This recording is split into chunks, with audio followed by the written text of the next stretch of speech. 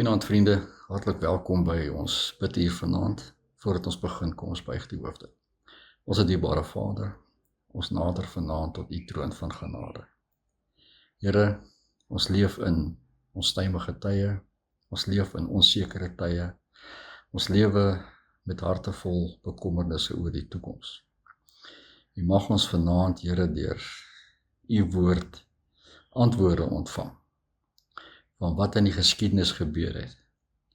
En daaruit leer, Here, dat ons geen keuse het, maar dat ons lewens moet inrig volgens U. Dat ons lewens moet bou op U, Here. Vader, wil U asseblief met my wees nou, en dat ons deur eenvoudige voorbeelde 'n antwoord mag ontvang vir dit, Here, wat ons onsekere toekoms, Here, kan verander in 'n toekoms vol blydskap. Amen. Wie sy lewe in sy eie hande wil neem, gaan dit verloor. Maar wanneer ons lewens plaas in Jesus se hande, dan sal ons dit behou. Ek wil met u deel gedeelte uit 1 Konings 18 uit. En ek vertrou dat ons daardeur antwoorde sal kry. Die afgelope tyd word ons gebombardeer deur aardbewings, deur oorloë. En ek sluit nou hierdie laaste 3 weke se oorlog, sluit ek nou uit, daarby uit. En ek vra myself die vraag af, het die aardbewings en die rampe die afgelope tyd toegeneem?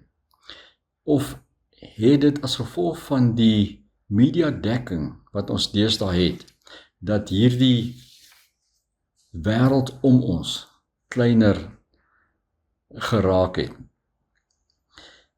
Ek lees ook dat sekere media praat van die apokaliptiese rampe wat ons nou tref.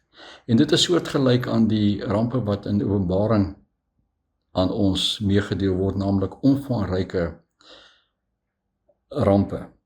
En ons lees ook daaroor in Lukas, in verband met die wederkoms van Jesus Christus.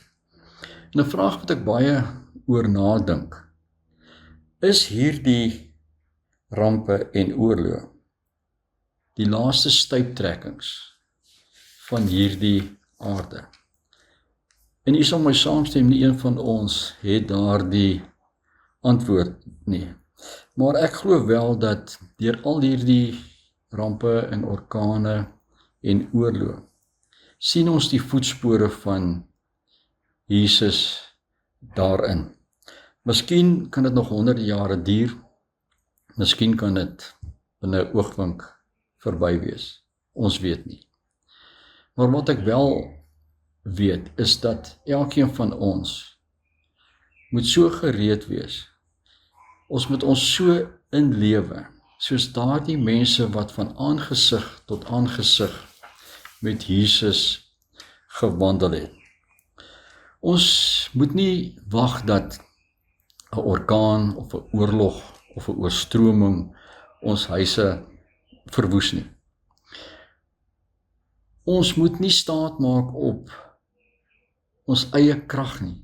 Ons moet nie staat maak op die voorbereiding wat ons getref het nie. Byvoorbeeld, dat jy 'n baie goeie bomskuiling gebou het onder jou huis, waarin jy kan gaan wegkruip gedurende 'n oorlog. Of jy het dalk voorsiening gemaak vir 'n goeie versekering indien jou huis tot niet gaan. Of jy kan sê dat jy het 'n baie goeie mediese fonds. Die feit van die saak is, dit is slegs te maak of ek en u vir Jesus in ons lewens wil hê, al dan nie. Ek gaan probeer om dit aan die hand van 'n voorbeeld meer duidelik te kan maak. Ons lees dat in die tyd van koning Agab was daar 'n rampspoedige droogte gewees in die 10 stamme ryk van daardie tyd. En die profeet Elia skryf dat die wolke het verdwyn en daar het geen druppel reën geval nie. Maar die ergste van alles is dat hierdie rampe kon verhoed gewees het. Hierdie rampe kon verhoed gewees het en oorvloedige reëns kon weer op die aarde neergeplof het. Al wat koning Agab moes gedoen het, hy moes homself bekeer. Agab moes opgekyk het na die ware God en tot hom geroep het. Maar daardie woorde was nooit gespreek gewees nie. Ook in koning Dawid se tyd was daar 'n hongersnood gewees. Maar Dawid het hom tot die Here gewend en die Here het hom geantwoord. En ons lees daar dat toe al die voorwaardes van die versoening met die Gibeoniete gemaak was, het die Here vir Dawid geantwoord. En ons lees daarvan en dit sê, en God het hom oor die land ontferm. En in die tye wat ons vandag in leef, moet u en ek probeer om ons ook tot God te roep. 'n vraag wat onlangs na my gekom het in 'n gesprek, wat ek nogal baie interessant gevind het, het die persoon van my gevra, net vir my gesê, laat God in hierdie tye toe, dat die aarde vergaan. En daarop het hy geantwoord en gesê, sê God vir ons, julle het gekies om julle lewens buite my te vind en nie binne-in my te vind nie. En ons moet vanaand hieruit leer dat die Here wil nie hê dat sy volk moet vergaan nie.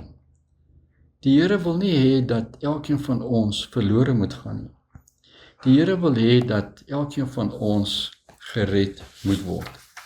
En ek glo vas dat ons moet besef dat God is geweldig gefokus dat elkeen van ons verlos moet word. En God het deur hierdie verhale dit vir ons duidelik gemaak dat sy woord het weer tot die volke gekom om gepreek te kan word.